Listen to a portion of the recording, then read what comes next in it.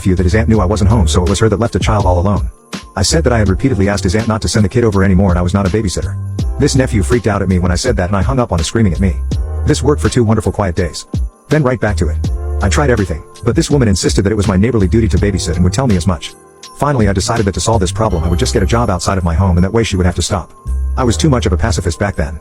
I no longer am. I landed an interview for a position at the local library and I was ecstatic. I told the woman to keep her son home because I had arranged for my kids to stay with their grandmother while I went to this interview. The next morning I drove to my mother-in-law's house and took my kids inside. When I went to leave I found this woman's kid waiting for me in my car. She had actually followed me there and put her son in my unlocked car and then zoomed off while I was dropping off my boys. My mother-in-law wasn't the most flexible person in the world and she adamantly refused to watch an extra kid. I had to cancel my interview. I was livid. I toyed with several ideas at this moment. I could take the kid to her job and leave him with her, or I could call the police and CPS. I really wasn't sure how stable this woman's job was and I didn't want her to get fired. And when I went to go call the CPS I chickened out because it really wouldn't be fair to the little boy. Besides I had heard really